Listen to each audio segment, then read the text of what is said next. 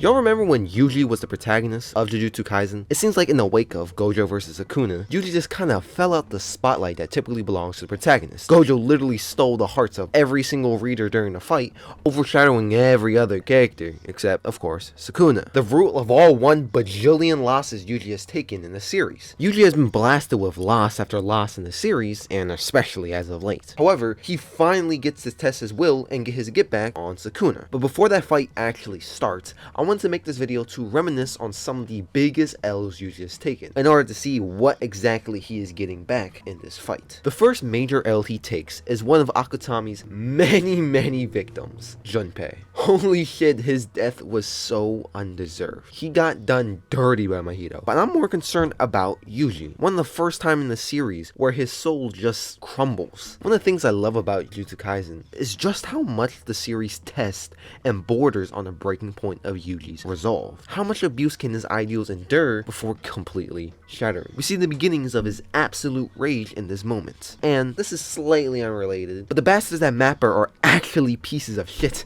They include Junpei in a fucking OP, making you think he's part of the main cast. I don't even like him as much as the other characters, and I still think, to this day, he would have been a great addition. But alas, he got bodied right in front of Yuji's empty, powerless eyes, as both Sukuna and Mahito share a maniacal laugh. He's reminded again, curses will always be curses. Which is exactly what Sukuna demonstrates in the last act of the Shibuya incident. After decimating both Makaraga and the entirety of the city, he swaps back with Yuji to this site.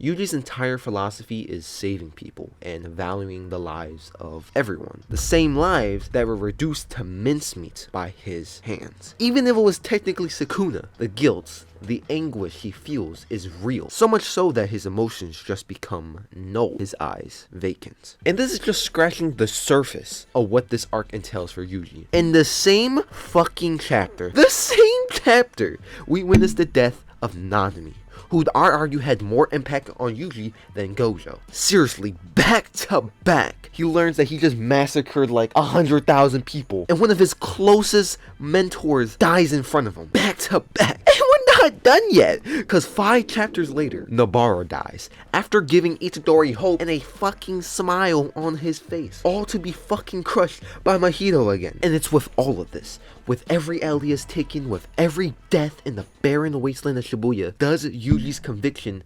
completely crumble. I hope you guys are understanding just how fucked this is. So many deaths are piled on this kid's shoulder in such a short period of time, and it's no wonder he carries these feelings of self-hatred and rage towards certain individuals all the way into the Calling Games. The same arc where Sukuna again hands him another L, but this time, physically. He physically beats his ass using his new vessel, Megumi. And yeah, Sukuna just kinda thrashes around the whole squad like it's completely nothing. Even his curse energy is limited because Megumi is fighting against Sukuna's control, and yet he's still fucking whooping ass like it's nothing. Obviously, Yuji is pretty damn powerful at this point in the story, and like everyone else, he's still getting his ass whooped. And when Sukuna's done, he doesn't just leave, he starts laughing right in front of his face, at his face. This respect is insane on some like Killua Aizen shit. And that concludes the biggest L's of Yuji's career, and some of the reasons why this man needs to lock the fuck in for this Sukuna fight. And yeah, thanks for watching. See you tomorrow. Peace.